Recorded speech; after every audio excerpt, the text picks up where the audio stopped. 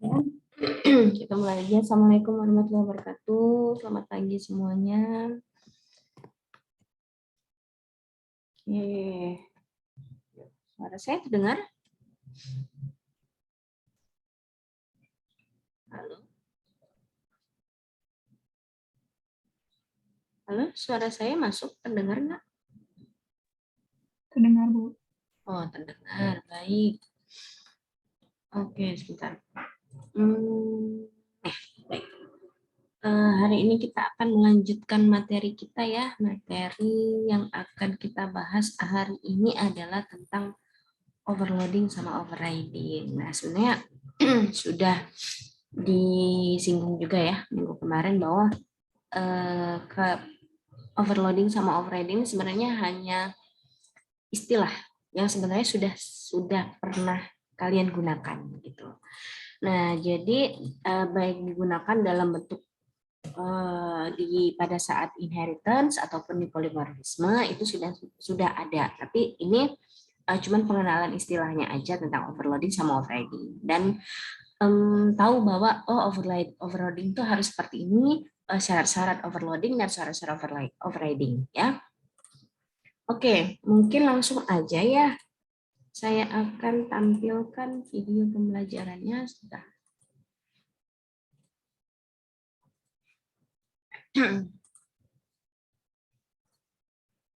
Overloading. Nah,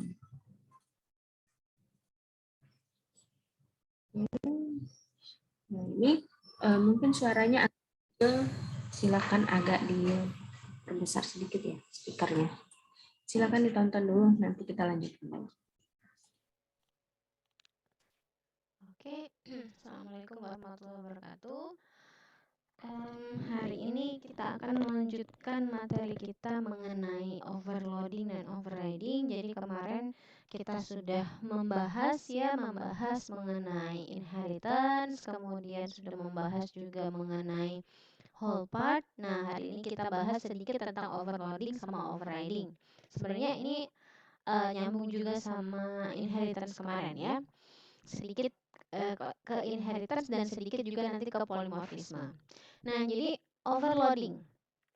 Overloading adalah suatu keadaan di mana beberapa metode memiliki nama yang sama tapi fungsional yang berbeda.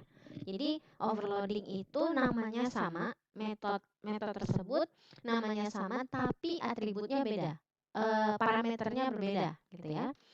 Overloading adalah sebuah kemampuan memperbolehkan sebuah kelas mempunyai dua atau lebih metode dengan nama yang sama yang membedakan adalah parameternya. Jadi yang saya bilang tadi ya, parameternya yang berbeda.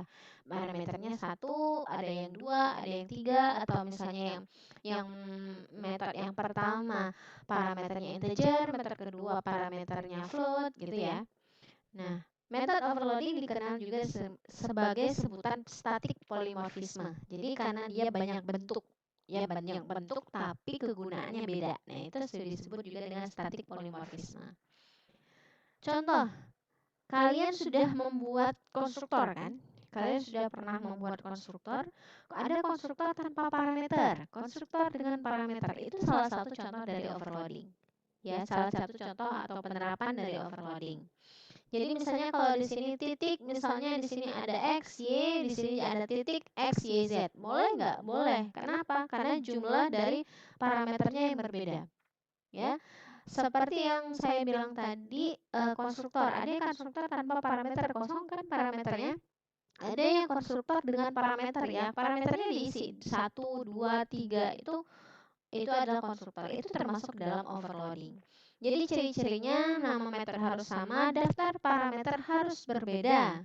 Return type boleh sama, boleh juga berbeda, tapi parameternya harus beda. Namanya sama. Pada metode overloading, perbedaan parameter mencakup jumlah parameter, tipe data, dan urutan. Jadi perbedaan parameternya jumlahnya bisa 1, 2, 3 atau tipe datanya atau urutan-urutannya yang berbeda-beda gitu ya. Nah, overloading ini tadi ya, overloading pada konstruktor. Satu kelas boleh memiliki lebih dari satu konstruktor. Konstruktor yang terdiri dari dua atau lebih disebut overloading konstruktor. Overloading konstruktor termasuk salah satu ciri program OOP yaitu polimorfisme. Itu sudah saya jelaskan tadi. Syarat ya, Untuk konstruktor, signature dari konstruktor tidak sama. Signature adalah informasi. Ini sebenarnya sama juga kayak apa parameter tadi ya. Informasi yang membedakan metode seperti nama metode, jumlah parameter, tipe data, dan tipe kembalian. Contohnya di sini sudah diberi contoh. Public class contoh overloading. Jumlah, kemudian ini ada parameter metodenya jumlah, ini juga jumlah, tapi parameternya beda. Ini ada 2 parameter, sedangkan yang ini ada 3 parameter. Kemudian ini ada jumlah lagi, tapi parameter 2 ya, jumlahnya 2, tapi tipe datanya berbeda. Kalau ini integer, ini double integer. Kalau yang ini yang ketiga, ini jumlah, parameternya juga 2, tapi urutannya berbeda. Kalau ini integer, ini double integer, ini integer double. Bisa. Ya, karena urutannya berbeda dan tipe datanya urutan tipe datanya berbeda-beda dan jumlah tipe datanya berbeda. Ini contoh dari overloading. Nah, ini nanti ya latihan ya. Saya lewatkan dulu, saya jelaskan tentang overriding dulu. Method overriding merupakan metode yang parent class yang ditulis kembali oleh subclass. Jadi ini termasuk ke dalam inheritance. Nama metodenya harus sama persis, parameternya sama persis, related type-nya harus sama persis. Jadi yang kemarin kalau bapaknya punya kelas luas gitu ya, anaknya bisa mendefinisikan kembali kelas luas tapi dengan rumus punya anaknya sendiri. Gitu. Itu adalah overriding. Namanya sama, parameternya sama, return type-nya juga harus sama. Aturan dari method overriding, parameter terdapat pada method overriding harus sama. Aturan hak akses di overriding di subclass ya, ini di subclass tidak boleh lebih ketat dibandingkan di parent class. Jadi kalau parent classnya itu adalah adalah protected gitu, anaknya nggak boleh metodenya private ya gitu. Jadi kalau bapaknya metode yang mau di overriding itu adalah protected, anaknya harus protected juga atau malah di public. Tidak boleh lebih ketat. Anaknya nggak boleh lebih ketat dibandingkan bapaknya. Nah, ini contohnya misalnya public class binatang, ini kelas anaknya mamalia extend binatang. Public void bergerak ya, public void berkembang biak. Ini si anak mendefinisikan ulang dari metode bergerak dan berkembang biak. Bergerak, misalnya dia bergerak sebagian dengan kakinya. Berkembang biak enggak ya, berarti hanya si bergerak saja. Bergerak sesuai dengan kemampuan. Kalau ini isinya bergerak sebagian dengan kakinya. Ini ada metode dia sendiri. Ini contoh dari overriding. Oke, baik. Nah, sebenarnya nggak terlalu sulit ya, karena sudah pernah overloading sama overriding, sudah pernah digunakan dua-duanya. Jadi mungkin langsung saja ya. Di sini ada beberapa tugas, bukan beberapa tugas, latihan ya. Latihan perusahaan sistem developer mempunyai banyak pegawai. Terdapat 3 buah perhitungan gaji pokok, tak plus tunjangan, gaji pokok, tunjangan bonus, pokok, tunjangan bonus plus lembur. Silakan nanti dibuat dengan metode overriding atau overloading gitu ya. Kemudian latihan kedua sama, ini silakan dibaca lagi. Itu contoh latihan juga. Nah, ini ada lagi kasus penggajian ya. Penggajian mirip sama kayak yang tadi, tapi kalau yang tadi itu lebih kepada overloading ya, karena banyak. Tapi metodenya yang akan berbeda. Tapi kalau yang ini anaknya yang akan mendefinisikan sendiri gitu ya. Ini penggajian yang berbeda, ada kasus penggajian 2. Oke. Kemudian ini masih penggajian juga, tapi lebih diperjelas ya. Dan ini adalah mainnya. Jadi ini adalah penjelasan dari yang atas ya. Nanti soalnya akan saya upload juga di e-learning, kemudian saya tempatkan juga untuk pengumpulannya. Mungkin sekian dulu penjelasan mengenai overloading dan overriding ya. Saya akhiri. Wassalamualaikum warahmatullahi wabarakatuh.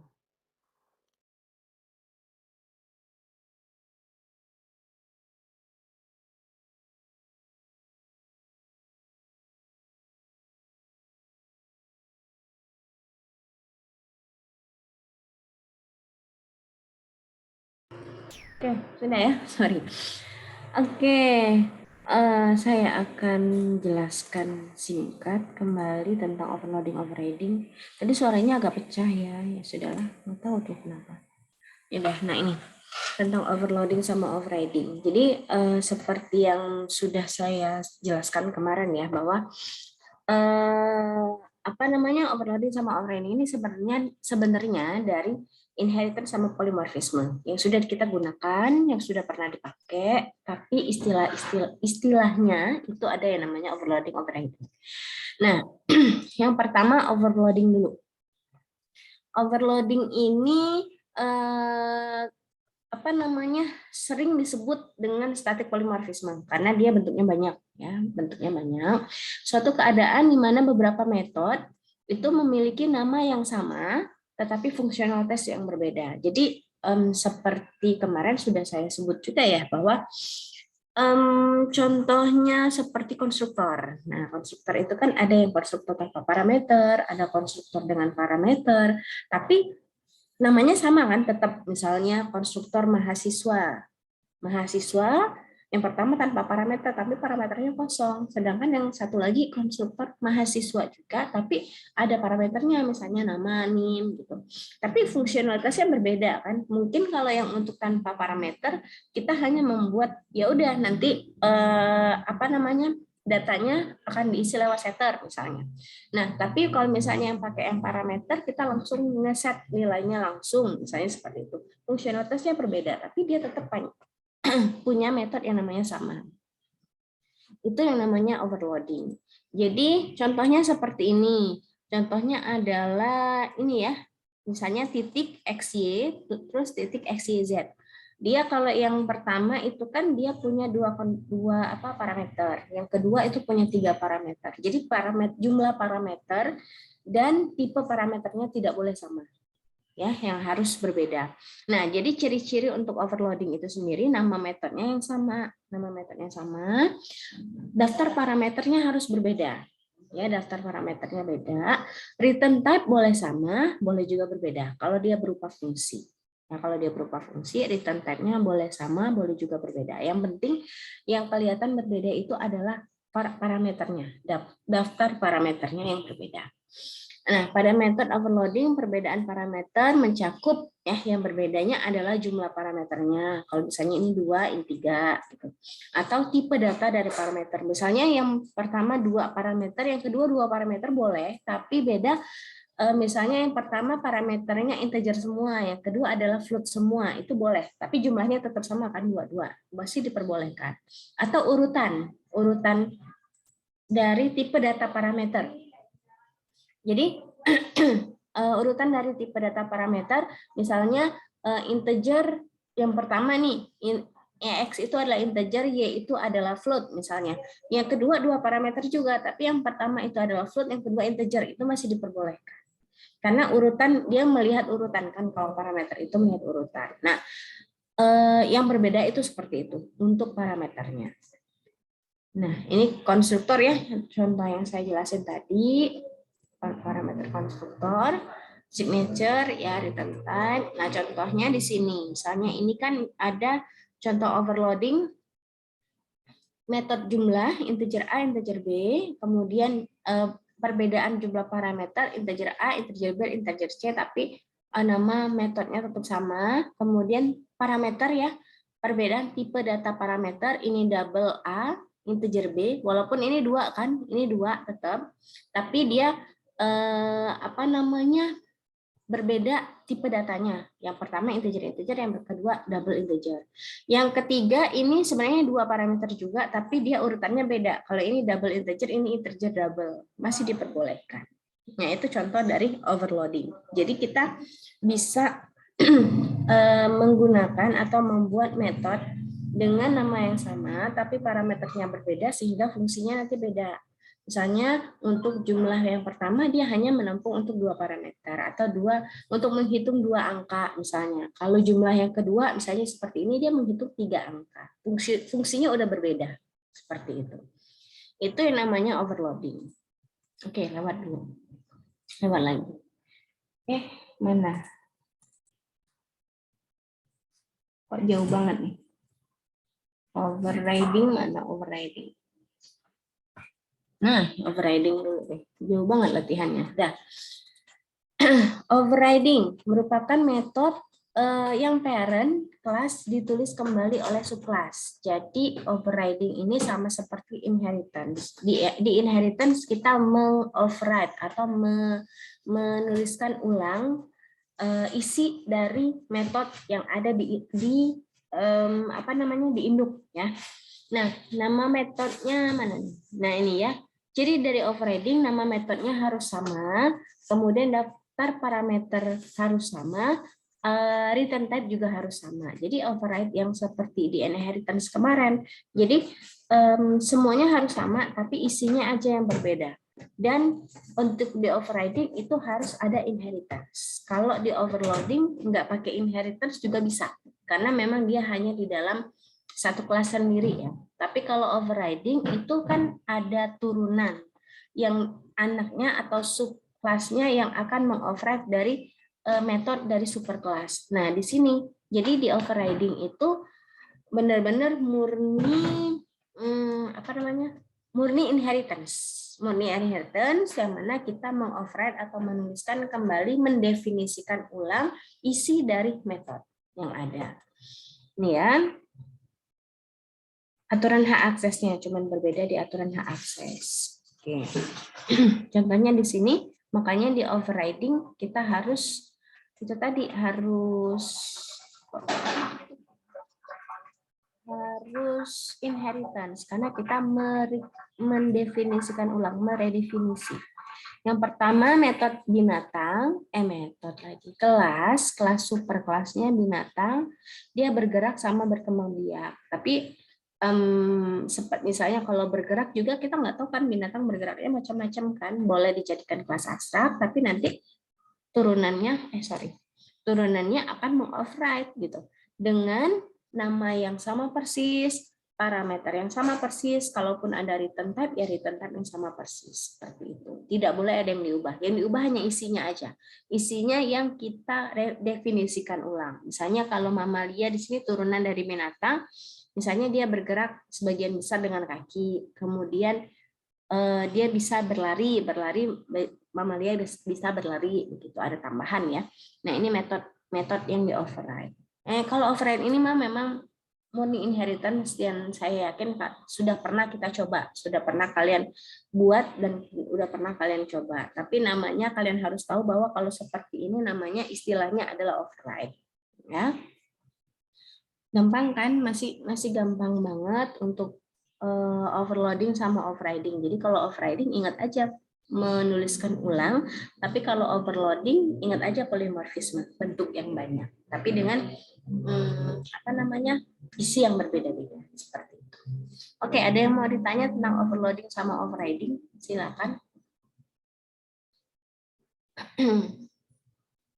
Jadi memang overriding ini emang inheritance murni. Sedangkan kalau overloading itu ya fungsinya untuk apa sih? Ya memang karena seperti kita penjumlahan tadi kan, kita kan kalau menjumlahkan kan bukan hanya selalu 2 angka. Bisa 3 angka, bisa 4 angka, seperti itu. Atau misalnya menjumlahkan tidak selalu integer terus, misalnya menjumlahkan antara integer sama double, kan itu tipe datanya kan berbeda. Kalau nggak bisa, misalnya kita menjumlahkan integer sama double, kita masukkan ke dalam metode yang parameternya integer-integer, nggak bisa kan? Nah, berarti kita harus bagaimana cara kita mau melakukan perhitungan, tapi dengan integer sama double. Tapi kan dia sama-sama metodenya jumlah, sama. Tapi fungsionalitasnya aja yang berbeda. Kegunaan dari overloading, ya. Oke, sampai di sini ada yang mau ditanya dulu, silakan untuk overloading sama overriding.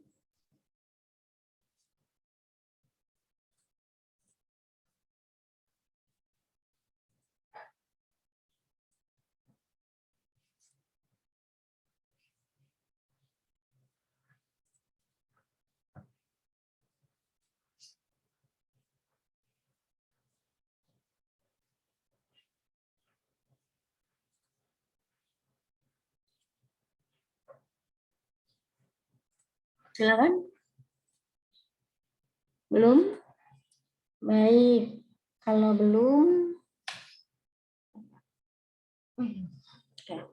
Kalau belum ada yang mau ditanya, mungkin langsung aja ya. Kebetulan saya juga ada kerjaan, jadi saya langsung aja kasih ini latihan. Ntar saya copy dulu deh, kayaknya agak ribet kalau di sini. Bentar. Saya kopas-kopas.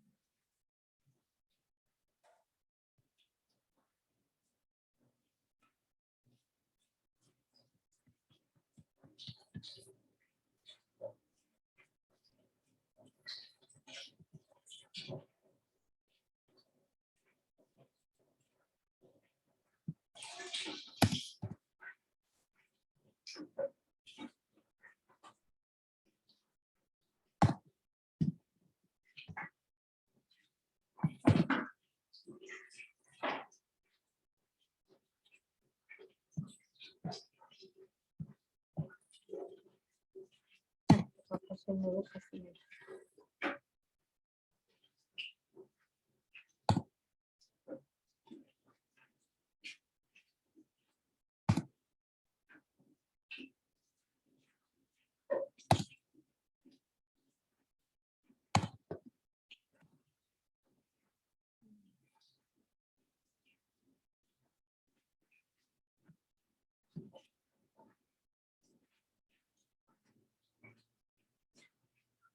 Hmm.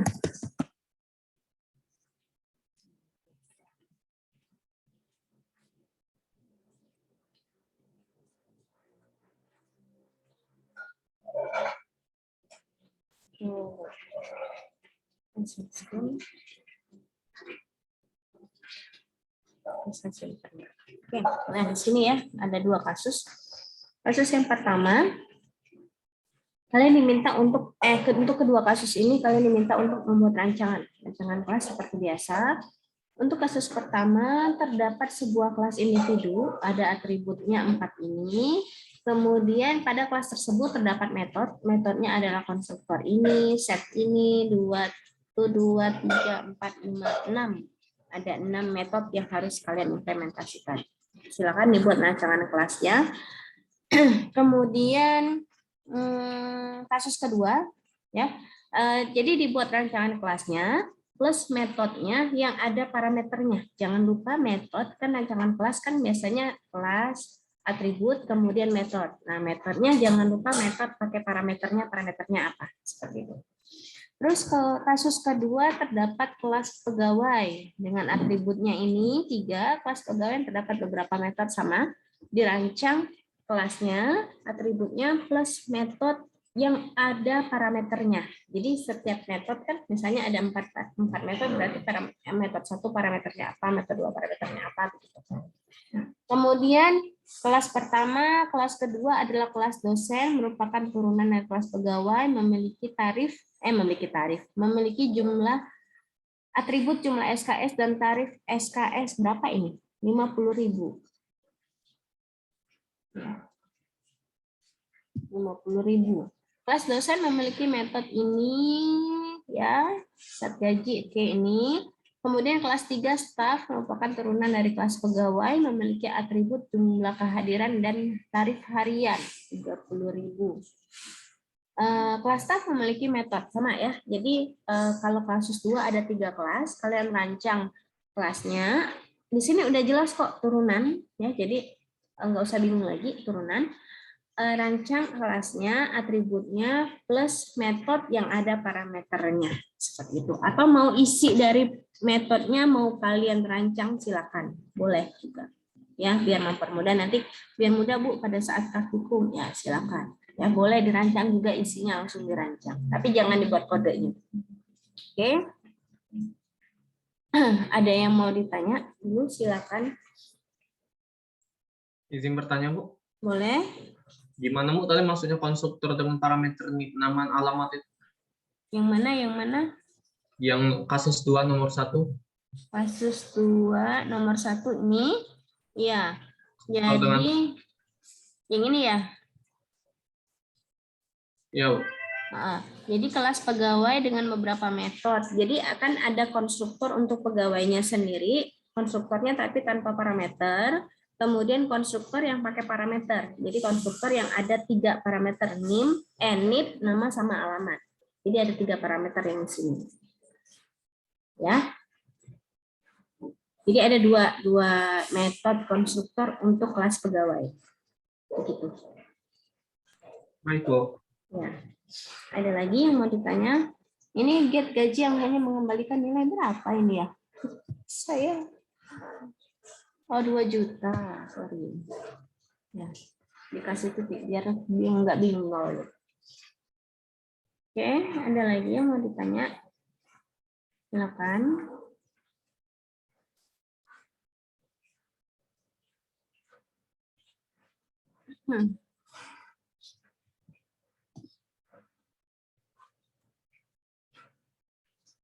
Isi dari metodenya mau kalian definisikan, silakan ya, boleh aja isi metodenya.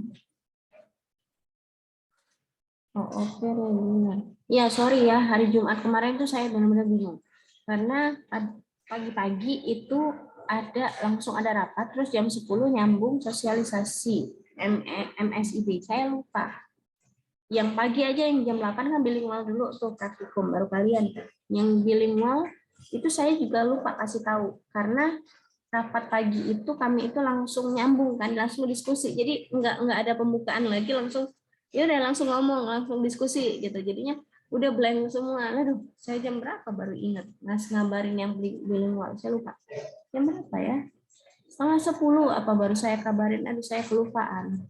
Jadi yang jam 10 kalian juga yang kalian agak cepat tuh ngabarinnya, tapi yang bilingual itu yang saya lupa banget. Dan mereka nggak nanya masalahnya. Saya juga jadi nggak ingat. Saya lupa banget tuh. Mudah-mudahan hari Jumat ini belum ada agenda sih untuk rapat MSI lagi. Mudah-mudahan bisa masuk ya, aman ya. Lupa banget saya. Mau ngasih itu udah nggak sempat lagi tuh, udah ngeribet.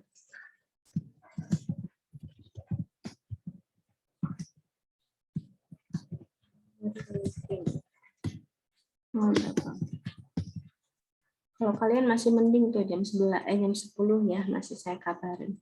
Yang pagi tuh saya lupa banget beneran. Benar-benar saya kelupaan. Saya simpan dulu ya ininya.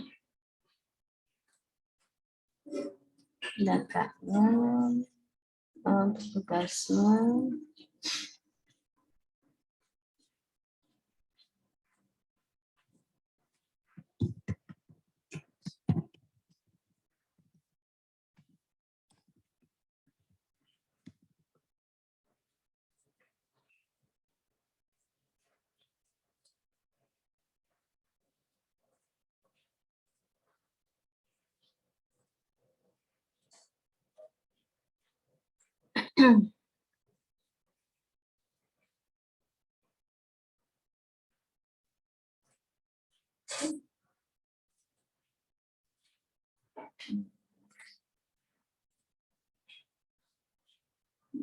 Strategi kadrun 6 kelompok ya, 6 kelompok ya.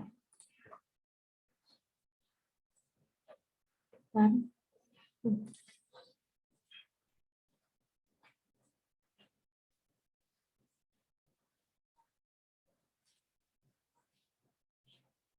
Kalau kelas hari Jumat tuh suka gitu, karena memang harusnya hari Jumat dikosong ya.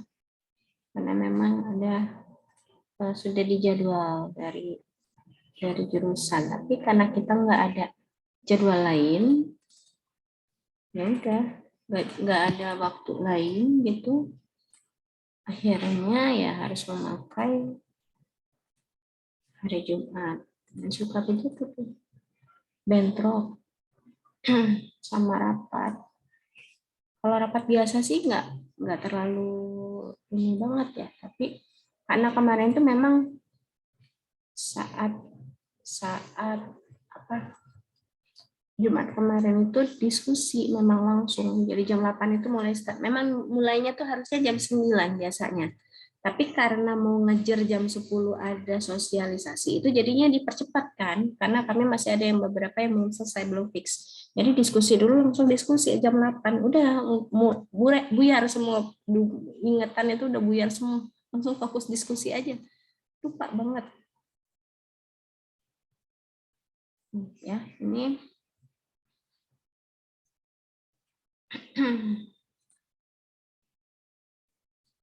ini linknya.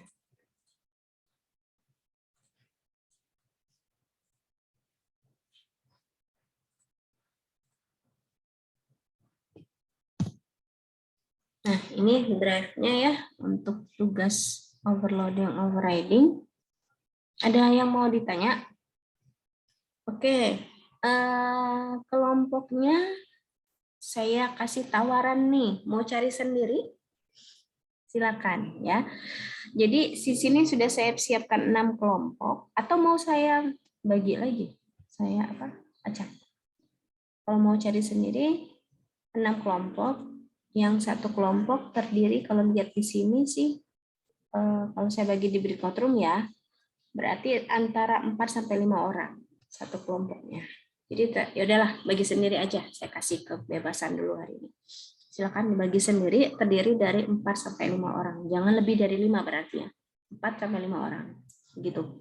Yang pasti 6 kelompok, silakan tentukan sendiri yang mana kelompok 1, kelompok 2, kelompok 3 dan seterusnya. Itu ya. Silakan dibagi sendiri sampai 6 kelompok, berarti satu kelompok 4 sampai 5 orang. Tugasnya soalnya sudah saya taruh di drive juga. Di drive juga sudah bisa kalian kerjakan secara bersama. Oke, ada yang mau ditanya sampai di sini untuk tugasnya, silakan. Atau untuk materinya, boleh. Minggu depan insya Allah kita masuk ke dalam MVC ya. Insya Allah masuk ke dalam MVC. Habis MVC, habis materi kita. MVC sebenarnya apa ya? Bukannya nggak praktikum, maksudnya memang teori, benar-benar teori kalau MVC.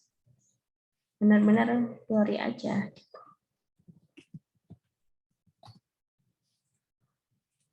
Murni teori kalau MVC. Cuman pengenalan yang mana kita kan udah punya kelas, yang mana dijadikan kelas model, kelas view, sama controller. Udah gitu aja. Sebenarnya MVC nanti bisa lebih jelas sih. Kalian bisa bukan di OOP sih. OOP ini hanya MVC-nya pengenalan. Tapi kalau ketika kalian belajar mulai masuk ke dalam APP LBO, baru oh ini loh yang namanya konsep MVC, baru memang benar-benar diterapkan. Yang mana kelas yang akan dijadikan model, yang mana kelas yang akan dijadikan controller, yang mana kelas yang akan dijadikan view. Karena di sini kan kalau di OOP kan kita memang masih belajar konsep dari OOP-nya sendiri ya, konsep dari kelasnya itu sendiri. Jadi bikin kelas, merancang kelas, dia sebagai kelas apa, memang belum ke MVC. Nah, sebenarnya di APP MPO baru nanti kalian diajak tuh, misalnya kelas ini akan menjadi kelas apa gitu. Nah, tapi di MVC di OOP ini baru hanya sebagai pengenalan aja, bahwa di kelas-kelas yang sudah dibuat nanti akan dibagi-bagi lagi kelompoknya. Seperti itu. Beda antara inheritance, polymorphisme. Jadi MVC ini sebenarnya bukan konsep, bukan pilar ya, maksudnya bukan pilar OOP, tapi dia lebih kepada pemetaan dari kelas yang dibuat. Itu materi kita terakhir, MVC. Insya Allah minggu depan. Oke, ada yang mau ditanya di sini? Cukup? Baik, kalau belum ada pertanyaan, mungkin saya juga ada urusan sebentar. Jadi silakan kalian kerjakan ya. Nanti yang pasti minggu depan. Oh, saya belum cek tugas kemarin ya. Sebentar, saya intip dulu. Diintip dulu tugas kemarin. Oh, udah pada mengerjakan. Oke, baik.